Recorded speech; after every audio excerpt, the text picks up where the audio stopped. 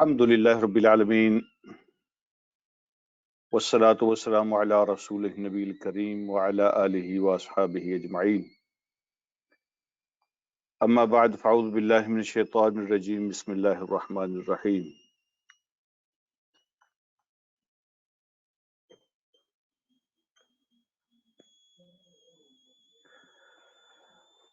وَنُوحًا إِذْ نَادَى مِن قَبْلُ فَاسْتَجَبْنَا لَهُ فَنَجَّيْنَاهُ وَأَهْلَهُ مِنَ الْكَرْبِ الْعَظِيمِ وَنَصَرْنَاهُ مِنَ الْقَوْمِ الَّذِينَ كَذَّبُوا بِآيَاتِنَا إِنَّهُمْ كَانُوا قَوْمَ سَوْءٍ فَأَغْرَقْنَاهُمْ أَجْمَعِينَ صدق اللہ مولانا العظیم اللہم صلی علی سیدنا مولانا محمد مبارک وسلم علیہ صلاۃ سلاما کثیرا کثیرا۔ قابل عزت، قابل احترام میرے بھائیوں، قابل احترام اسلامی مائیں اور بہنیں، السلام علیکم ورحمۃ اللہ وبرکاتہ۔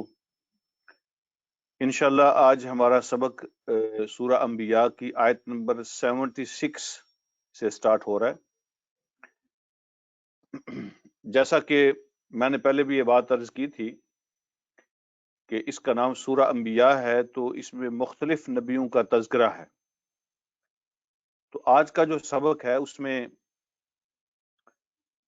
کچھ نبیوں کی بات ہو رہی ہے۔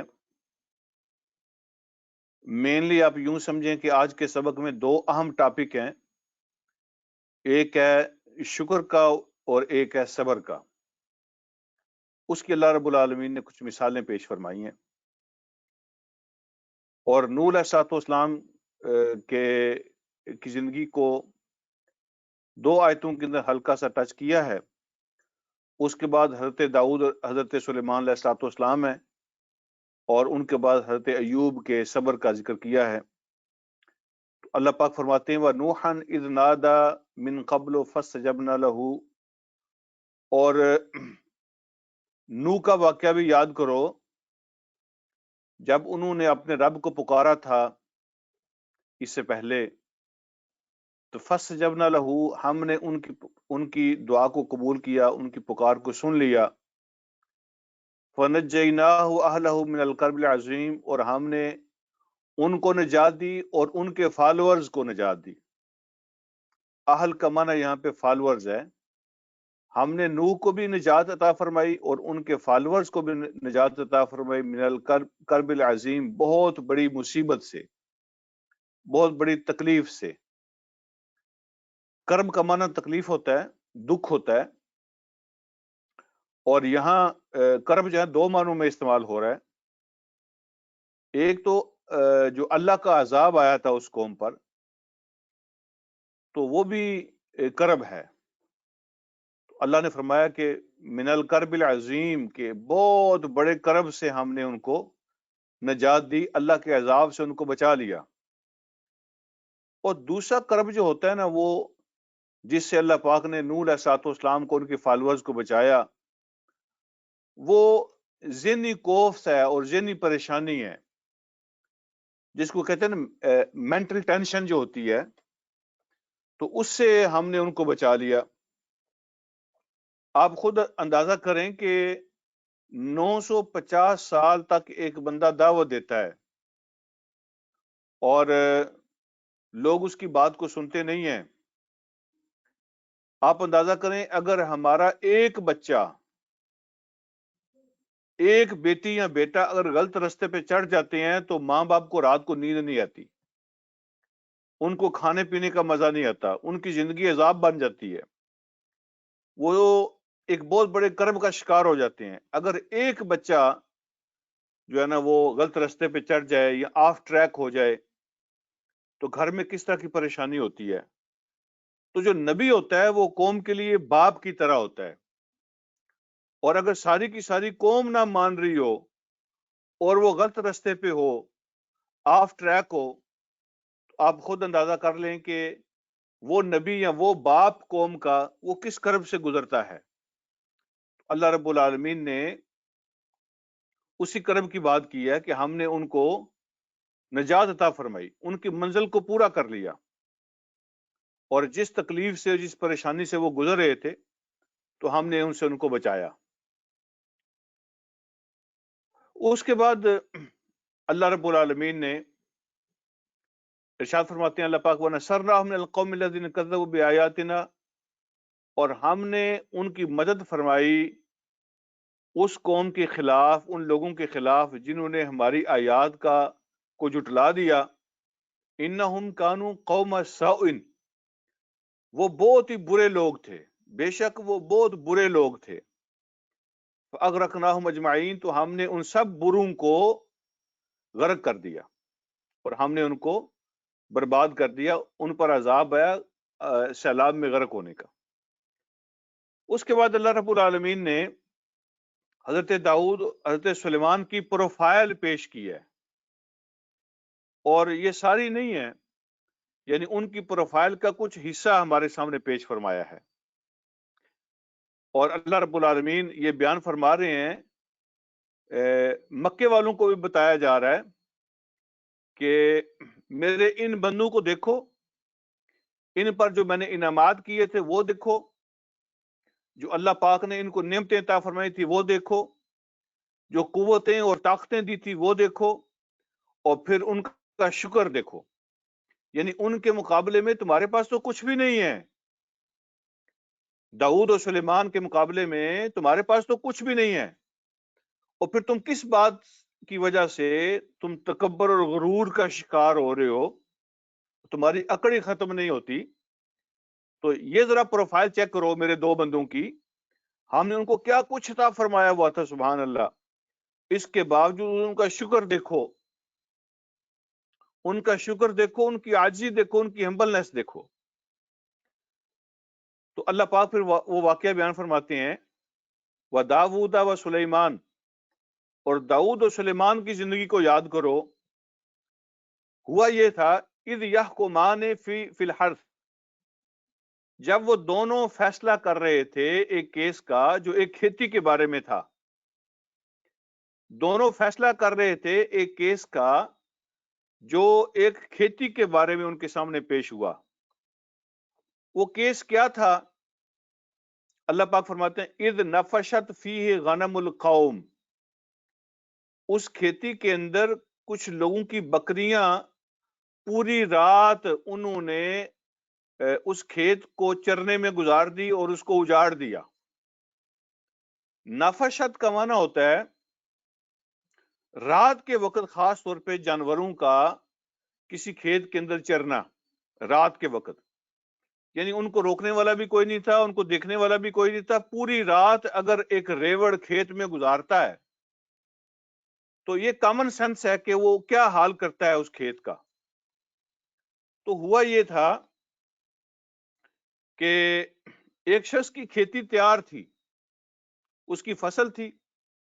بس آپ مثال لے لیں کہ 5 ایکڑ 8 ایکڑ 10 ایکڑ فصل اس کی خوبصورت بہترین فصل تیار تھی اس کی، اور قبیلے کے کچھ لوگوں کی بکریاں 40 50 60 جو ہے نا، وہ ایک بڑا ریوڑ بکریوں کا رات کے وقت اس کے کھیت میں گھسا اور پوری رات انہوں نے وہاں پہ اس کھیت کو چرنے میں گزاری اور کھیت پورے کا پورا اجاڑ دیا. اِذْ نَفَشَتْ فِيهِ غَنَمُ الْقَوْمِ، کچھ لوگوں کی بکریوں نے پوری رات اس میں چرنے میں گزاری اس کھیت کے اندر. تو صبح کے وقت وہ جو کھیت والا تھا تو اس نے اپنا کیس حضرت داؤد علیہ الصلوۃ والسلام کے سامنے پیش کیا. دوسرے بندے کو بلایا گیا جو بکریوں والا تھا، اور وہ جو کھیت والا تھا اس کی بات کو پورا سنا گیا، اور پھر داؤد علیہ الصلوۃ والسلام نے قانون کے مطابق فیصلہ فرمایا. قانون کے مطابق، قانون کیا ہے؟ قانون یہ ہے کہ جس کا جتنا نقصان ہوتا ہے تو وہ اس کا پورا کیا جاتا ہے. اللہ فرماتے ہیں وَكُنَّا لِحُكْمِهِمْ شَاهِدِينَ، اور ہم خود ان کے فیصلے کے گواہ ہیں. ہم خود ان کے فیصلے کے گواہ ہیں، یعنی انہوں نے قانون کے مطابق فیصلہ کیا اور درست فیصلہ کیا.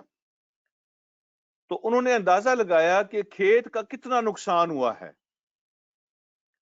تو رفلی اس نقصان کا اندازہ لگایا. اور پھر انہوں نے بکریوں کا اندازہ لگایا کہ اس نقصان کو پورا کرنے کے لیے کتنی بکریاں اس کو چاہیے جو اس کی قیمت جو ہے نا وہ کھیت کی قیمت بنتی ہے. وہ تقریباً پورے کا پورا ریوڑ جو ہے اس کے کھیت کی قیمت بنتی تھی. تو کہا کہ تم نے تو اس کے سارے سال کی آمدن کو برباد کر دیا ہے، تو ان کا گزارا بھی کھیت پر تھا، تو تم نے لاپرواہی کی ہے، غفلت برتی ہے، اپنی بکریوں کی نگرانی نہیں کی ہے، تو اس کو بہت بڑا نقصان پہنچایا ہے. لہذا اب اس کی قیمت لگا کے بکریوں کی قیمت کا اندازہ کر کے تو وہ بکریاں کھیت والے کے حوالے کر دیں. قانون تو یہی ہے، وہ فیصلہ کر دیا. حضرت سلیمان علیہ السلام وہ جو لوگ تھے نا ان کے سامنے نہیں بولے.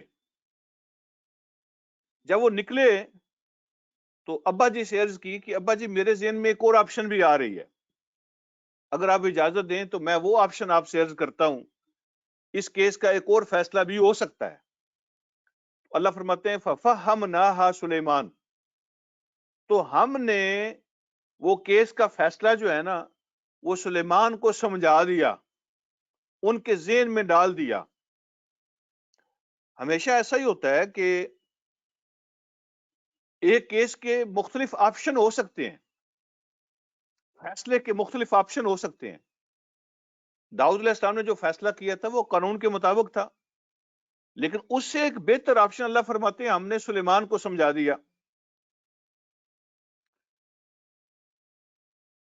وَكُلًّا آتَيْنَا حُكْمًا وَعِلْمًا، اور ان دونوں کو، ہر ایک کو ان میں سے اللہ فرماتے ہیں ہم نے فیصلہ کرنے کی قوت بھی عطا کی تھی، علم بھی عطا کیا ہوا تھا.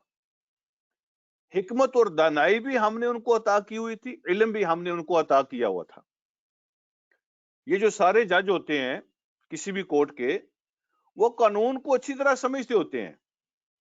ایک جج جب فیصلہ کرتا ہے تو اس کے فیصلے سے اختلاف کیا جا سکتا ہے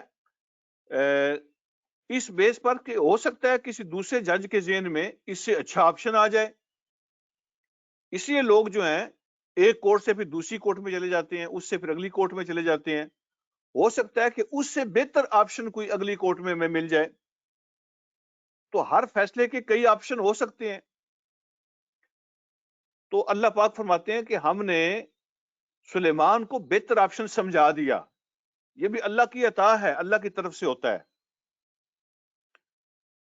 تو جب ابا جی سے شیئر کیا نا وہ آپشن، تو ابا جی بڑے خوش ہوئے. ظاہر بات ہے جب باپ کے سامنے اولاد کسی ایسی بات کا تذکرہ کرے جو بہت اچھی ہو اور آپشن بہتر ہو تو باپ کو خوشی ہوتی ہے، وہ خوش ہوتا ہے، ناراض نہیں ہوتا. تو سلیمان علیہ السلام جب آپشن شیئر کیا تو حضرت داؤد بڑے خوش ہوئے اور ان کو واپس بلایا، اور ان کو واپس بلا کے فرمایا کہ میرے بیٹے نے ایک اور آپشن بھی میرے سامنے پیش کیا ہے، تو میں سمجھتا ہوں کہ وہ بہتر آپشن ہے، لہذا ہم پہلے فیصلے کو چھوڑ کر اس آپشن کو لے لیتے ہیں، یہ زیادہ بہتر ہے. اور وہ آپشن کیا تھی؟ عرض کیا ابا جی آپ نے جو بکریاں کھیت والے کے حوالے کر دی ہیں، اب بکریوں والا ہمیشہ کے لیے اپنی بکریوں سے محروم ہو گیا ہے، تو اس کا بھی بہت بڑا نقصان ہو گیا ہے. تو ایک اور راستہ بھی نکل سکتا ہے کہ کھیت والے کا نقصان بھی پورا ہو جائے اور بکریوں والا جو ہے وہ بھی فار ایور نقصان میں نہ رہے. اور عرض کیا کہ ابا جی وہ یہ ہے کہ یہ جو کھیت ہے یہ بکریوں والے کے حوالے کیا جائے اور اسے حکم دیا جائے کہ کھیت کے اندر کام کرو، اس کی نگرانی کرو، اس کی دیکھ بھال کرو، اور دوبارہ فصل کو اس لیول پہ لے کے آؤ جس لیول پہ وہ تھی، اور اس لیول پہ فصل کو لا کے پھر وہ فصل والے کے حوالے کر دی جائے. اور جتنا عرصہ اس میں لگے گا تو یہ بکریاں جو ہیں وہ کھیت والے کو دے دی جائیں، وہ ان سے فائدہ اٹھائے، وہ بکریوں سے فائدہ اٹھائے، اور جب اس کی فصل دوبارہ تیار ہو جائے تو فصل والے کے حوالے کر دی جائے اور بکریاں بکری والے کے حوالے کر دی جائیں. تو دونوں کا نقصان بھی نہیں ہوگا اور کمپنسیشن بھی دونوں کی ہو جائے گی. تو حضرت داؤد علیہ الصلوۃ والسلام نے اس فیصلے کو پسند فرمایا، تو ان کو واپس بلا کے تو یہ آپشن ان کے سامنے پیش کیا کہ یہ مجھے زیادہ بہتر آپشن لگتا ہے. دیکھیں نا، قرآن نے خود بیان کیا ہے، ایک ہے قانون کے مطابق فیصلہ کرنا، وہ بھی درست ہوتا ہے، لیکن قرآن کہتا ہے وَالصُّلْحُ خیر. اگر کوئی آپشن ایسی نکلے جس میں سیٹلمنٹ ہو جائے، سیٹلمنٹ کی آپشن کہ جو ہے نا وہ جس کا نقصان ہوا ہے اس کا بھی پورا ہو جائے اور دوسرے کو بھی زیادہ نقصان جو ہے نا وہ نہ پہنچایا جائے، اگر سیٹلمنٹ ہو جائے تو وہ زیادہ بہتر آپشن ہوتی ہے. قرآن نے خود اس کو ترجیح دی ہے، وَالصُّلْحُ خیر. اگر کوئی صلح کا راستہ نکلے، صلح مین یہاں پہ سیٹلمنٹ ہے، یہ کورٹ بھی خود سجیسٹ کرتی ہے، یہاں یو کے میں بھی یورپ میں بھی کورٹ آپ کو آپشن دیتی ہے، وہ خود سجیسٹ کرتی ہے، بلکہ اپریشیٹ کرتی ہے. وہ کہتے ہیں اگر آپ آؤٹ آف کورٹ سیٹلمنٹ کر لیں تو ہمیں خوشی ہوگی، آؤٹ آف کورٹ سیٹلمنٹ کر لو، یعنی آپس میں باہمی رضامندی سے کوئی آپس میں فیصلہ طے کر لو، خود ہی مکمکا کر لو تو وہ زیادہ بہتر ہے.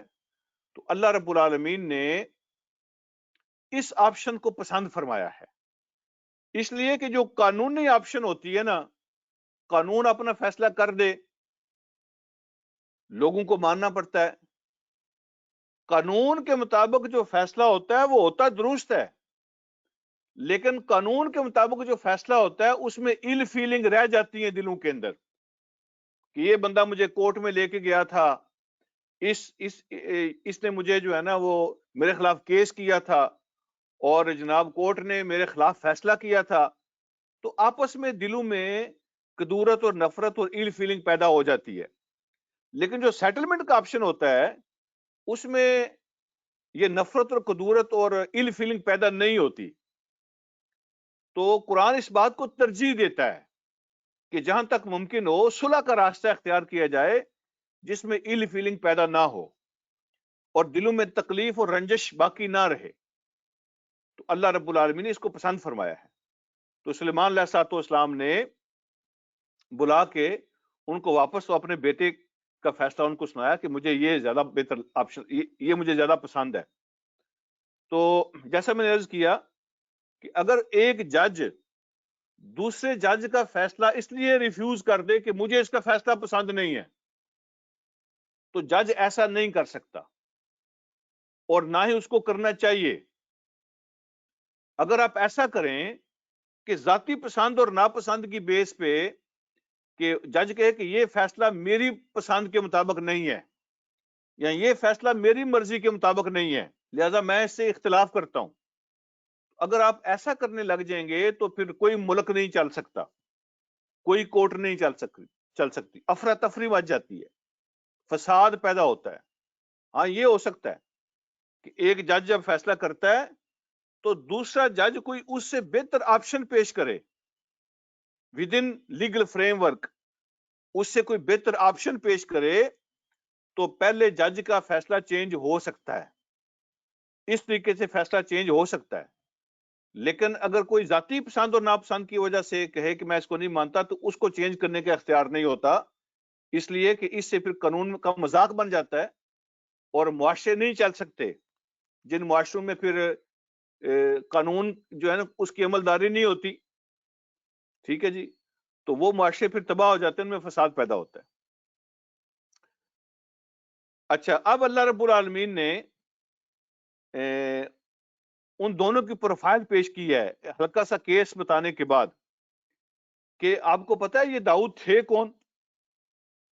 انہوں نے کوئی اکڑ نہیں دکھائی ہے کہ باپ تو میں ہوں، میں نے فیصلہ کر دیا ہے، تم ابھی کل کے بچے ہو، آپ کو کیا پتا یہ فیصلے کیا ہوتے ہیں.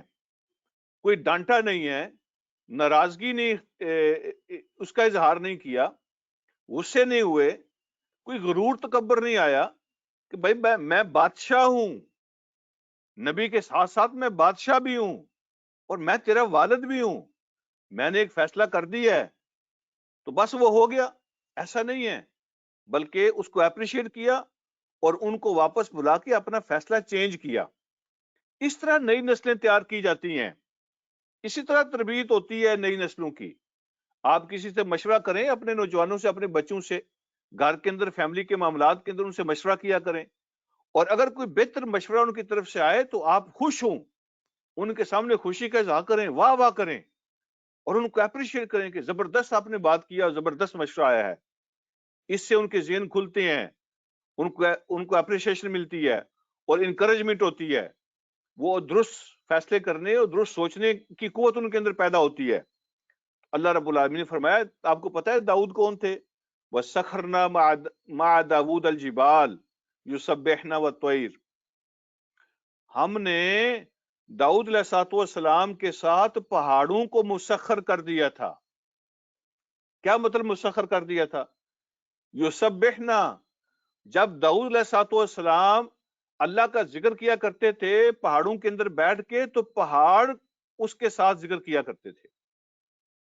اتنی خوبصورت آواز تھی، اتنا خوبصورت انداز تھا، اور اتنا اس کے اندر میلوڈی تھی ان کی آواز کے اندر، کہ حضرت داؤد علیہ السلام جب پہاڑوں میں بیٹھ کے اونچی جگہ پہ اللہ رب العالمین کا ذکر کیا کرتے تھے، جسٹ فار ایگزامپل جیسے تلاوت کی جاتی ہے، تو اتنی خوبصورت آواز میں کرتے تھے. اللہ فرماتے ہیں ہم نے پہاڑ ان کے ساتھ لگا دیے کہ پہاڑ بھی ان کے ساتھ ذکر کیا کرتے تھے اللہ رب العالمین کا. اڑتے ہوئے پرندے رک جاتے تھے، وَالطَّيْرَ، اور پرندے ان کے دائیں بائیں آ کے آگے پیچھے بیٹھ جاتے تھے، اور اتنی ان کی خوبصورت آواز ہوتی تھی کہ پرندے ان کے ساتھ اللہ کا ذکر کرنا شروع کر دیتے تھے. لیکن ہوتا ہے نا کہ میرے ساتھ پہاڑ بھی اللہ کا ذکر کر رہے ہیں، میرے ساتھ پرندے بھی گا رہے ہیں، تو گویا کہ اس بندے کے اندر جو ہے نا وہ ایسے ایروگنس آ جاتی ہے، تکبر آ جاتا ہے کہ میں کوئی بڑی چیز ہوں. لیکن اللہ فرماتے ہیں کہ ان کے اندر کبھی ایسا تکبر پیدا نہیں ہوا. پہاڑ ان کے ساتھ ذکر کرتے ہیں، پرندے ان کے ساتھ اللہ رب العالمین کے نغمے گنگناتے ہیں. وَكُنَّا فَاعِلِينَ، اللہ فرماتے ہیں یہ ایسا کرنے والے ہم تھے. پہاڑوں کو ساتھ لگانے والے ہم تھے، پرندوں کو ساتھ لگانے والے ہم تھے. ایک سما بن جاتا تھا جب پہاڑ بھی اور پرندے بھی اور ہر چیز جو ہے نا اللہ رب العالمین کا ذکر کر رہی ہے. اس کے بعد اللہ فرماتے ہیں، ایک مجھے وہ حدیث یاد آ رہی ہے ابو موسیٰ اشعری رضی اللہ تعالیٰ عنہ کے بارے میں، جو ہے کہ حضرت ابو موسیٰ اشعری رضی اللہ تعالیٰ عنہ تلاوت کر رہے تھے. حضور علیہ السلام جو ہے نا وہ اوٹ میں بیٹھ کے چھپ کے سن رہے تھے، سامنے نہیں آئے. اور جب انہیں تلاوت ختم کی تو نبی علیہ السلام نے سامنے آ کے فرمایا کہ بہت خوبصورت تمہاری آواز ہے. گویا کہ اللہ پاک نے تمہارے گلے کے اندر داؤد علیہ السلام کا جو ہے نا وہ آواز رکھ دی ہے. اللہ پاک نے آپ کو داؤد علیہ السلام والی آواز عطا فرمائی ہے، آپ کو وہ لے اللہ نے عطا فرمائی ہے، وہ سر اللہ نے عطا فرمائی ہے، وہ خوبصورتی اللہ پاک نے آپ کو لحن داؤدی عطا فرمایا ہے اللہ پاک نے آپ کو. تو حضرت ابو موسیٰ اشعری رضی اللہ تعالیٰ نے بہت خوش ہوئے اور عرض کیا کہ اللہ کے نبی اگر مجھے پتا ہوتا کہ آپ سن رہے ہیں تو میں اور زیادہ اس کو خوبصورت بنانے کی کوشش کرتا، میں اور زیادہ آواز کو اچھا کرنے کی کوشش کرتا اگر مجھے پتا ہوتا کہ آپ سن رہے ہیں. تو اس سے ایک اور بات یہ پتہ چلی کہ دنیا کی ہر چیز اللہ کی تسبیح کرتی ہے، لیکن ہمیں ان کی تسبیح کا پتہ نہیں چلتا یا اندازہ نہیں ہوتا. دنیا کی ہر چیز اللہ رب العالمین کی تسبیح کرتے ہیں، یہ خود قرآن کے اندر موجود ہے. یہ خود اللہ نے قرآن میں بیان فرمایا کہ ہر چیز اللہ کی تسبیح کرتی ہے کہ تم ان کی تسبیح کو سمجھتے نہیں ہو. اچھا، اگلی بات اللہ رب العالمین فرماتے ہیں وَعَلَّمْنَاهُ صَنْعَةَ لَبُوسٍ لَكُمْ، وَعَلَّمْنَاهُ صَنْعَةَ لَبُوسٍ لَكُمْ، اور ہم نے داؤد کو سکھایا تھا جنگ کا لباس تیار کرنے کا طریقہ. یہ آپ کی اور میری ہسٹری ہے، یہ اسلامی ہسٹری آپ کہہ سکتے ہیں اس کو. تو اللہ رب العالمین نے وہ ہسٹری بھی ہمارے سامنے پیش کی ہے. فرسٹ ٹائم جنہوں نے جنگی لباس ایجاد کیا تھا وہ داؤد علیہ السلام ہے. ہمیں بھی اور ہمارے بچوں کو بھی ہماری ہسٹری کا پتہ ہونا چاہیے. اللہ فرماتے ہیں وَعَلَّمْنَاهُ صَنْعَةَ لَبُوسٍ لَكُمْ، اور ہم نے سکھایا تھا ان کو یہ بنانا، یہ صنعت جو ہے نا، یہ لباس اور لبوس یہ ایک ہی ان کا مادہ ہے، روٹ ورلڈ ہے ان کا، لیکن فرق صرف یہ ہے کہ لباس جو ہے نا عام حالات میں پہننے والے کو کہتے ہیں، لیکن لبوس جو ہے نا یہ اسپیشل حالات میں جو پہنے جاتا ہے چیز اس کو کہتے ہیں۔ جنگ کے موقع پہ جو پہنا جاتا ہے، جو سر پہ بھی پہنتے ہیں، چھاتی پہ بھی پہنتے ہیں، کندھوں پہ بھی پہنتے ہیں، ادھر کف بھی اس کے بنے ہوتے ہیں، تو یہ لوہے کا جو زرہ بنی ہوتی تھی۔ اگر آپ جو ہے نا ابھی ٹرکش ڈرامے اگر آپ دیکھتے ہیں، جیسے عثمان ہے یا ارطغرل ہے، تو اس میں آپ نے دیکھا ہوگا، صلاح الدین ایوبی ہے، اس میں آپ نے دیکھا ہوگا کہ یہ چیزیں پہنی جاتی ہیں جنگ کے میدان میں۔ اللہ فرماتے ہیں فرسٹ ٹائم ہم نے سکھایا تھا اس کو داؤد علیہ السلام کو یہ بنانا، لکم تمہارے لیے، تمہارے فائدے کے لیے ہم نے ان کو سکھایا تھا جنگ کا لباس بنانا۔ کیوں؟ لتحصنکم من بأسکم، تاکہ وہ لباس تمہیں بچا سکے تمہارے جنگ کے موقع، لڑائی کے وقت اور تمہاری جنگ کے وقت وہ تمہیں محفوظ کرے، تمہاری پروٹیکشن جو ہے نا وہ کر سکے۔ فہل انتم شاکرون، کیا تم شکریہ ادا کرنے والے ہو؟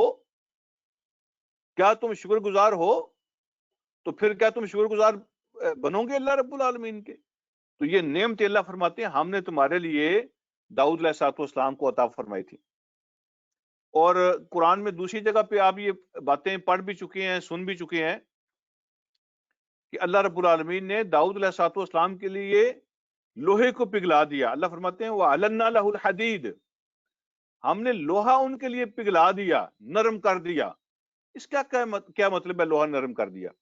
کچھ لوگوں نے اس کا معنی یہ بیان کیا ہے کہ وہ لوہے کو پکڑ کے ایسے شکلیں بنا لیتے ہیں جیسے آپ پلاسٹک سے جیسے موڑ لیتے ہیں پلاسٹک کو، ایسے نرم اللہ نے ان کے ہاتھوں میں لوہا کر دیا۔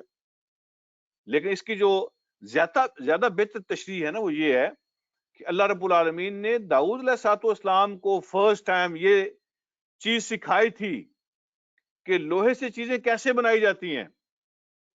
ان کے زمانے میں بڑی بڑی پٹھیاں لگائی تھی انہوں نے، بھٹی کے اندر لوہے کو گرم کیا جاتا تھا، اس کو پگھلایا جاتا تھا، اور پھر اس سے پھر آگے مختلف چیزیں بنائی جاتی تھیں۔ اور آپ یہ کہہ سکتے ہیں کہ جو آئرن ایج ہے، آئرن ایج لوہے کا ٹائم جو ہے نا وہ داؤد علیہ السلام کا ٹائم، اس کو آئرن ایج کہتے ہیں۔ اور یہ تقریباً 1200 سال عیسیٰ علیہ السلام کے سے پہلے کی بات ہے۔ آپ اندازہ فرمائیں 1200 سال عیسیٰ علیہ السلام سے پہلے ایک پوری انڈسٹری تھی داؤد علیہ السلام کی نگرانی میں جو وہاں وہ کام کرتی تھی۔ تو اللہ رب العالمین نے اس کی نسبت اپنی طرف کی ہے، وَعَلَّمْنَاهُ صَنَعَةَ لَبُوسٍ لَكُمْ، ہم نے سکھایا تھا ان کو، وَعَلَنَّا لَهُ الْحَدِيدِ، اور ہم نے لوہا نرم کیا تھا ان کے لیے۔ تو اللہ رب العالمین نے اس کی نسبت اپنی طرف کی ہے، اس کو اپنی نعمت قرار دینے کے لیے۔ یہ ہم ہیں کرنے والے۔ کوئی بھی بندہ، کوئی بھی شخص ہو، مسلم نان مسلم، انسانوں کی بھلائی کے لیے اور انسانوں کی خدمت کے لیے اور انسانوں کے فائدے کے لیے اگر وہ چیز کوئی ایجاد کرتا ہے تو وہ اللہ پاک کا انعام ہوتا ہے اس کے لیے، وہ اللہ کی نعمت ہوتی ہے اس کے لیے، اور اللہ اس کا اجر اس کو عطا فرماتے ہیں ڈیفینیٹلی۔ یہ اس کی خدمت ہے، وہ پیسے بھی کماتا ہے لیکن یہ اس کی خدمت بھی ہے، اللہ اس کو اجر لازمی دیتے ہیں۔ اگر وہ نان مسلم ہے تو اس کا اجر دنیا میں ملتا ہے اس کو، ٹھیک ہے۔ اور بعض اوقات ایسا بھی ہوتا ہے کہ اللہ رب العالمین اجر کے طور پہ اس کو دین قبول کرنے کی توفیق عطا فرما دیتے ہیں، اور اگر وہ مسلمان ہے تو اللہ رب العالمین دنیا آخرت دونوں میں اس کا اجر اس کو عطا فرماتے ہیں۔ اور یہ بہت بڑی عبادت ہے، یہ بہت بڑی خدمت ہے، یہ اللہ کی نعمت ہے، یہ اللہ سکھاتا ہے۔ یہ علم جو ہوتا ہے نا، یہ چیزوں کو انوینٹ کرنے کا اور ایجاد کرنے کا، یہ اللہ سکھاتے ہیں، کوئی کافر ہو یا مسلمان ہو۔ تو خدمت خلق کے والے سے آپ سے ایک بات شیئر کرتا ہوں۔ حضور علیہ السلام نے ارشاد فرمایا کہ جو خدمت خلق ہوتی ہے نا، لوگ اس سے پیسے بھی کماتے ہیں، ان کا اپنا فائدہ بھی ہوتا ہے، لیکن اپنے فائدے کے ساتھ ساتھ عبادت بھی ہوتی ہے۔ تو حضور علیہ السلام نے مثال دی ہے، فرمایا خدمت خلق کا جو کام کرنے والے لوگ ہوتے ہیں ان کی مثال ایسے ہے جیسے موسیٰ علیہ السلام کی والدہ کی۔ حضرت موسیٰ کی والدہ کی مثال نبی علیہ السلام نے دی، اپنے بیٹے کو دودھ پلاتی ہیں، اپنے بیٹے کو گود میں کھلاتی ہیں، اپنے بیٹے کو پال رہی ہیں، لیکن وظیفہ کہاں سے مل رہا ہے؟ سیلری اور تنخواہ مل رہی ہے، وہ فرعون کے محل سے آتی ہے ان کی تنخواہ. ٹھیک ہے، تو اپنے بچوں کو پالنے کی کبھی کسی کو تنخواہ تو نہیں ملتی نا. لیکن اللہ پاک فرماتے ہیں، نبی علیہ الصلوۃ والسلام فرماتے ہیں کہ خدمت خلق کرنے والا جو ہوتا ہے نا، اس کی مثال موسیٰ علیہ الصلوۃ والسلام کی والدہ کی طرح ہوتی ہے. وہ پیسے بھی کماتا ہے، بزنس بھی کرتا ہے، اور ساتھ ساتھ اس کو اجر بھی ملتا ہے. ٹھیک ہے، تو موسیٰ علیہ الصلوۃ والسلام کی والدہ جو ہیں وہ اپنے بیٹے کو پال رہی تھی، ساتھ ساتھ پیسے بھی مل رہے تھے. سبحان اللہ، دونوں کام ہو رہے تھے. یہ ڈبل اس کا فائدہ ہے. تو اللہ رب العالمین نے ارشاد فرمایا کہ یہ داؤد علیہ الصلوۃ والسلام ہے. اب حضرت سلیمان کی تھوڑی سی پروفائل پیش کی تو اللہ فرماتے ہیں وَلِسُلَيْمَانَ الرِّيحَ عَاصِفَةً، اور ہم نے سلیمان علیہ الصلوۃ والسلام کے لیے تیز ہوا ان کے تابع کر دی تھی. تیز ہوا جو ہے نا ہم نے ان کے لیے مسخر کر دی تھی، ان کے کنٹرول میں دے دی تھی. کیسے؟ تجری بامرہ الی الارض التی بارکنا فیہا، وہ ان کے حکم سے چلتی تھی اس علاقے کی طرف جس میں ہم نے برکت ڈالی ہے. اس علاقے کی طرف جس میں ہم نے برکت دی ہے، وہ سیریا کی طرف، شام اور فلسطین کی طرف اشارہ ہے اللہ رب العالمین کا. یہ شام اور فلسطین کی طرف، اس علاقے کی طرف ان کو لے کے چلتی تھی. سلیمان علیہ الصلوۃ والسلام جو ہے نا،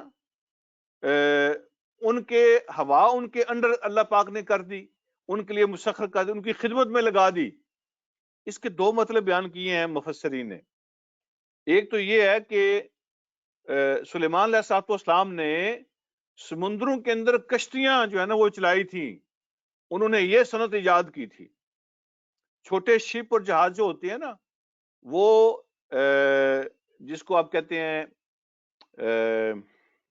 ٹریڈ کے لیے، اور مرچنٹ نیوی جس کو کہتے ہیں آپ، تو یہ سلیمان علیہ الصلوۃ والسلام کے زمانے میں یہ اس کا آغاز ہوا تھا. سمندری رستوں کو، سمندر کو as a trade way use کرنے کا کام.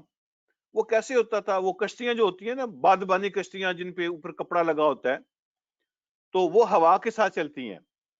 تو جب ان کا قافلہ نکلتا تھا، ایک معنی یہ ہے تجری بامرہ، کہ وہ ان کے حکم کے تحت چلتی تھی، یعنی سمندر کے اندر. تو یہ شپنگ انڈسٹری جو ہے نا، تو اللہ پاک فرماتے ہیں کہ آگے یہ بات آ رہی ہے، دوسری جگہ پہ یہ بات آئی ہے قرآن کے اندر کہ غدوها شہر و رواحها شہر. وہ ہوائیں ایسے چلتی تھیں کہ دن کا آدھا حصہ دوپہر تک وہ اتنا سفر طے ہو جاتا تھا جتنا ایک مہینے میں طے ہوتا ہے. اب دوپہر تک کتنا دن ہوتا ہے عام طور پہ؟ 6 گھنٹے آپ کر لیں، 6 گھنٹے کر لیں. جب وہ سفر پہ نکلتے تھے نا سمندر کے سفر پہ، تو 6 گھنٹے میں ایک مہینے کا سفر طے ہوتا تھا، کیونکہ ہوا اللہ رب العالمین اس طرف سے چلاتے تھے جس طرف ان کو ضرورت ہوتی تھی. اور واپسی ان کی جب ہوتی تھی تو دوپہر سے شام تک 6 گھنٹے کر لیں، تو آفٹر نون میں جو 6 گھنٹے کا سفر ہوتا ہے اس میں اتنا طے ہوتا تھا جتنا ایک مہینے میں سفر ہوتا ہے عام طور پہ. تو 12 گھنٹوں میں ایک دن میں 2 مہینوں کا سفر. ٹھیک ہے، جہاں پہ عام قافلے جو لوگ جو ہیں وہ ایک مہینے میں پہنچتے ہیں، اللہ فرماتے ہیں اس کو آدھے دن میں ہم پہنچا دیتے تھے، اور آدھے دن پہ ان کی واپسی ہو جاتی تھی. اس طرح اللہ پاک کہتے ہیں کہ ہم نے سلیمان کی خدمت میں ہوائیں لگا دی تھی. آپ اندازہ کریں اب کتنی بڑی یہ نعمت ہے. اس پہ غرور اور تکبر کہیں نام و نشان آپ کو نہیں ملے گا. اور یہ بھی آپ اب یوں سمجھیں کہ 1200 سال قبل مسیح جو دوسرا اس کا مطلب ہے نا تجریب امر ہی، تو وہ آپ حیران ہوں گے کہ ہوا جو ہے نا، ہوا کے اندر ان کا تخت جو ہے نا اڑتا تھا. جہاں انہوں نے جانا ہوتا تھا ہوا ان کو اڑا کے لے جاتی تھی، سواری ان کی ہوا ہے. ٹھیک ہے، ہوا کے اندر وہ گھنٹوں کے اندر مہینے کا سفر کر لیتے تھے. تو آپ کہہ سکتے ہیں، جو لفظ میرے ذہن میں نہیں آ رہا تھا وہ یہ ہے کہ آپ کہہ سکتے ہیں کہ جس طرح آئن ایج ہے نا داؤد علیہ الصلوۃ والسلام کا زمانہ، اس طرح آپ کہہ سکتے ہیں سپیس ایج جو ہے نا، اسپیس ایج، یہ سلیمان علیہ الصلوۃ والسلام کا زمانہ ہے. بچوں کے کارٹونز کے اندر یا فلموں کے اندر آج لوگ دیکھتے ہیں کہ ہواؤں کے اندر لوگ جو ہے نا اڑ کے جا رہے ہیں، تو یا جیسے تخت اڑ رہا ہوتا ہے ہوا کے اندر. یہ 1200 سال قبل مسیح کی بات ہے. تو آپ کہہ سکتے ہیں کہ سلیمان علیہ الصلوۃ والسلام کا زمانہ جو ہے نا وہ اسپیس ایج کا زمانہ ہے. اسپیس پہ ان کا کنٹرول ہے، ہواؤں کے ساتھ وہ اڑتے ہیں. تو لوگوں کو آج یہ ترقیاں نظر آتی ہیں، تو اللہ رب العالمین نے ہمیں جو ہسٹری عطا فرمائی ہے ہمارے انبیاء کے ذریعے سے، تو اس کے اندر یہ ساری باتیں خود قرآن میں موجود ہیں کہ ہوا جو ہے نا ان کے حکم کے ساتھ چلتی تھی اس علاقے کی طرف جس میں ہم نے برکتیں دی ہیں، سیریا اور فلسطین کی طرف. وَكُنَّا بِكُلِّ شَيْءٍ عَالِمِينَ، اور ہم ہر چیز کا علم رکھنے والے ہیں. یعنی ہم اپنے بندے کو سکھاتے ہیں، ہر چیز کا علم ہمارے پاس ہے. وہ کہاں جاتے ہیں، کیسے کیا کرتے تھے، کہاں جاتے تھے، وہ بھی ہم جانتے ہیں، اور یہ سکھانے والے بھی سارے ہم ہیں. اور ایک اور جو ہے نا انعام اللہ پاک نے سلیمان علیہ السلام کے لیے جو تھا اس کا ذکر فرمایا، وَمِنَ الشَّيَاطِينِ مَن يَغُوصُونَ لَهُ، اور شیطان ہم نے ان کے تابع کر دیے تھے. شیطان کا کیا مطلب ہے؟ شیطان کا مطلب ہوتا ہے باغی قسم کے جن، باغی اور شرارتی قسم کے جن. جنوں کی بھی دو قسمیں ہیں. ایک جن وہ ہوتے ہیں جو بھلے مانس ہیں، مسلمان ہیں، مسلمان جن، تو ان کو جن ہی کہا جاتا ہے. ایک ہے وہ جو کافر ہیں، فسادی ہیں، شرارتی ہیں، دہشت گرد قسم کے جن ہیں، تو ان کو شیاطین کہا جاتا ہے. ان کی خرابی اور ان کی شرارتوں کی وجہ سے اور ان کے فساد کی وجہ سے اللہ پاک ان کو شیاطین کے لفظ سے مخاطب کرتے ہیں قرآن کے اندر. تو جو کافر جن تھے اللہ رب العالمین نے وہ سلیمان علیہ الصلوۃ والسلام کے کنٹرول میں دیے ہوئے تھے. سلیمان علیہ السلام کے کنٹرول میں. وہ کیا کرتے تھے ان کے لیے؟ مَن یغوصون لہو، وہ شیاطین سمندروں کے اندر ان کے لیے غوطے لگاتے تھے. سلیمان علیہ السلام کے لیے، سلیمان علیہ السلام کے لیے سمندروں کے اندر غوطے لگا کے وہ سمندر کے اندر سے وہ نعمتیں نکال کے لاتے تھے. پرل اور موتی اور یہ چیزیں سمندروں کے اندر سے جو نعمتیں نکلنے والی ہیں، تو جن سلیمان علیہ الصلوۃ والسلام کے لیے سمندروں کے اندر سے غوطے لگا کے وہ چیزیں نکال کے لاتے تھے. آپ اندازہ کریں اللہ رب العالمین نے کیسی کیسی ٹیکنالوجی کا ان کے لیے بندوبست کیا ہوا تھا. سمندروں کے اندر سے جن ان کے لیے خزانے نکال کے لاتے ہیں. اور اس کے علاوہ فرمایا وَيَعْمَلُونَ عَمَلًا دُونَ ذَلِكَ، اور وہ اس کے علاوہ بھی ان کے لیے بہت سارے کام کرتے تھے. اس کے علاوہ بھی ان کے لیے وہ بہت سارے کام کیا کرتے تھے، جیسے بڑی بڑی بلڈنگیں بنانا، جس کو آج ہم کہتے ہیں اسکائی سکریپر. یہ جو اونچی اونچی بلڈنگیں ہیں تو لوگ سمجھتے ہیں کہ شاید آج بنی ہیں. اللہ رب العالمین نے جنوں کو سلیمان علیہ الصلوۃ والسلام کے کنٹرول میں دیا ہوا تھا، اور وہ بڑی اونچی اونچی بلڈنگیں ان کے لیے بناتے تھے، اور پتھروں سے بے شمار چیزیں وہ ان کے لیے بناتے تھے. اتنے بڑے بڑے ٹب بناتے تھے جیسے پانی کا بڑا ہوز ہوتا ہے. یہ پانی والے ٹب ہوتے ہیں نا، یہ بڑے بڑے ہوز کے برابر جو ہے نا وہ ٹب بنایا کرتے تھے. جیسے آپ یوں کہہ سکتے ہیں جیسے سوئمنگ پول ہوتا ہے، اتنے بڑے بڑے ٹب ان کے بنتے تھے. اور بڑی بڑی دیگیں بناتے تھے وہ، یہ خود قرآن میں موجود ہے.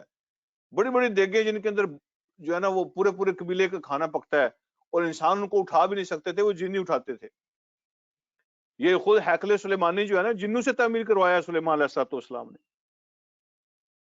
اچھا، اب ایک اور بات رہ جاتی ہے کہ وہ جو کافر جن ہے تو وہ سلیمان علیہ الصلوۃ والسلام کو کوئی موقع پا کے کوئی ان کو مارتے نہیں تھے، ان کو نقصان نہیں پہنچاتے تھے. اللہ فرماتے ہیں وَكُنَّا لَهُمْ حَافِظِينَ، اور ہم خود ان کی نگہبانی کر رہے تھے. بھاگ نہیں جاتے تھے وہ. مثلا سلیمان علیہ السلام ان کو سمندر میں بھیجیں اور وہ جناب نکل کے دوسرے ملک چلے جائیں، سلیمان علیہ السلام کیسے پکڑیں گے ان کو؟ اللہ فرماتے ہیں وَكُنَّا لَهُمْ حَافِظِينَ، ان کی نگہبانی ہم خود کرتے تھے۔ ایک تو سلیمان علیہ السلام کو پروٹیکشن اللہ نے دی ہوئی تھی، ہائی الرٹ سیکورٹی اللہ کی طرف سے ملی ہوئی ہے سلیمان علیہ السلام کو، کوئی ٹچ نہیں کر سکتا، تو سیکورٹی بھی اللہ نے دی ہوئی ہے، اور جو اس قسم کے جو سرکش جن ہیں ان کو کنٹرول بھی اللہ کہتے ہیں ہم کرتے تھے سلیمان علیہ السلام کے لیے، نافرمانی نہیں کر سکتے تھے، بھاگ نہیں سکتے تھے، انکار نہیں کرتے تھے، کہتے ہیں ہم خود، اللہ کہتے ہیں ہم خود نگرانی کیا کرتے تھے۔ تو یہ اللہ پاک نے ہلکی ہلکی داؤد علیہ السلام کی اور سلیمان علیہ السلام کی پروفائل پیش کی ہے، کیسا کچھ ہم نے عطا کیا ہوا تھا۔ آج کے بادشاہوں کو یہ 21ویں صدی میں بھی وہ چیزیں میسر نہیں ہیں، لیکن اس کے باوجود وہ دعا منگا کرتے تھے، اے اللہ ہمیں توفیق دے کہ ہم تیرا وہ شکریہ ادا کر سکیں جس سے آپ خوش و راضی ہوتے ہیں۔ شکر کرنے کی ہمیشہ ہمبل اور عاجز، ہر وقت اللہ کا شکریہ ادا کرنے والے۔ تو اللہ رب العالمین نے یہاں تک جو ہے نا یہ شکر کی مثالیں پیش کی ہیں۔ اور تھوڑا سا سبق آگے پڑھ کے، رکوع تو پورا نہیں ہوگا، لمبا رکوع ہے 2 صفوں سے زیادہ کا، تو تھوڑا سا صبر کی بات بھی اللہ رب العالمین نے کی ہے، حضرت ایوب کا ذکر کیا ہے علیہ الصلوۃ والسلام، تو یہ پڑھ کے پھر ہم بات کو ختم کر لیتے ہیں۔ وَأَيُّوبَ إِذْ نَادَى رَبَّهُ، اور ایوب کا بھی جو ہے نا وہ یاد کرو، ان کا واقعہ بھی پڑھنے والا ہے، جب انہوں نے اپنے رب سے درخواست کی تھی، رب کو پکارا تھا، جب انہوں نے اپنے رب کو پکارا تھا، کیا کہا تھا؟ انی مسنی الضر، اے اللہ مجھے تکلیف نے گھیر لیا ہے۔ مس کا معنی ہوتا ہے ٹچ کرنا، ضر کا معنی ہوتا ہے تکلیف، تکلیف نے مجھے پکڑ لیا ہے، بیماری نے مجھے پکڑ لیا ہے۔ وَأَنْتَ أَرْحَمُ الرَّاحِمِينَ، اور آپ سب سے زیادہ رحم کرنے والے ہیں، رحم کرنے والوں میں سب سے بڑھ کے رحم کرنے والے۔ آپ اندازہ کریں اللہ رب العالمین سے مانگنے کا، یا دوسرے لفظوں میں اللہ کے سامنے اپنی مشکل کو پیش کرنے کا انداز کیا ہے۔ اے اللہ مجھے بیماری نے پکڑ لی ہے اور آپ سب سے زیادہ رحم کرنے والے۔ شکایت نہیں ہے، انداز دیکھیں آپ۔ اگر کوئی اللہ رب العالمین کے سامنے اپنا دکھ پیش کرے، اللہ سے دعا مانگے، اپنا دکھ ذکر کرے، تو یہ شکایت نہیں ہوتی، یہ شکایت نہیں ہے۔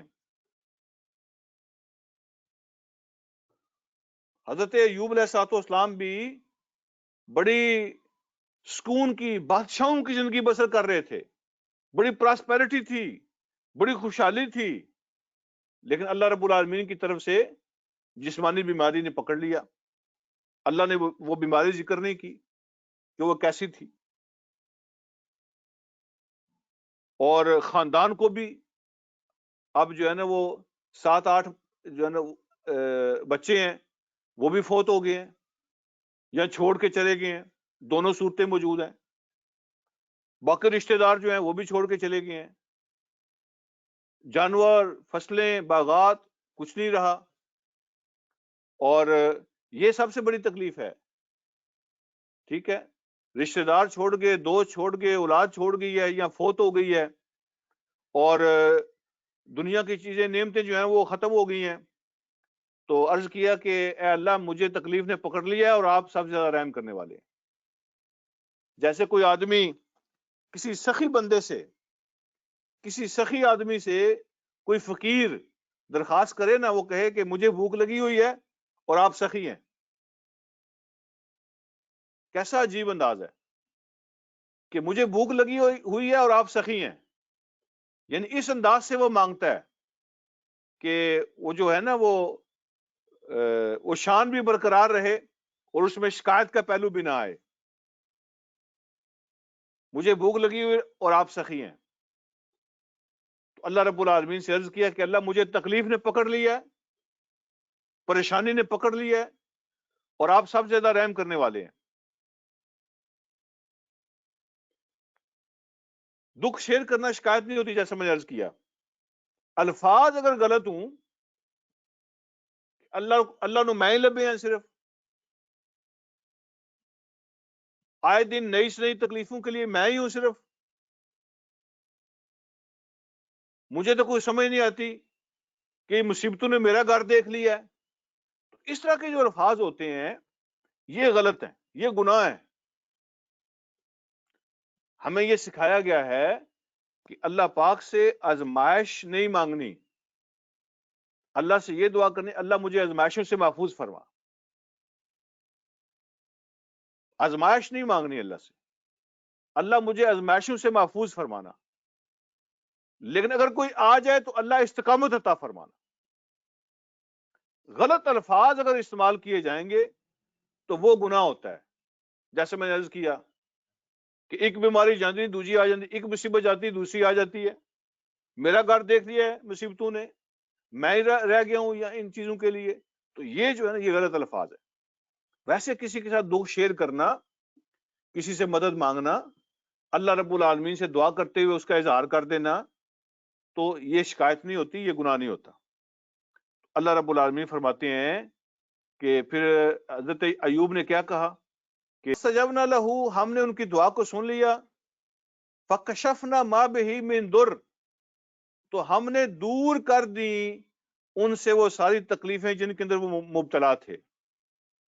جو ان کی تکلیف تھی ہم نے اس کو دور کر دیا. اللہ کہتے ہیں ہم نے ان کی دعا، تو اس کو پڑھ کے میں ایسے لگتا ہے جیسے ادھر انہوں نے دعا مانگی ادھر قبول ہو گئی، بات ختم ہو گئی. اتنی جلدی؟ ایسا نہیں ہوا، ایسا نہیں ہوا. اس میں کئی سال لگ گئے ہیں، 7-8 سال لگے ہیں اس کے اندر، اس تکلیف میں یا پریشانی میں، اس آزمائش میں وہ اس سے گزرے ہیں. لیکن ایک دفعہ بھی اللہ رب العالمین کے سامنے شکایت نہیں کی.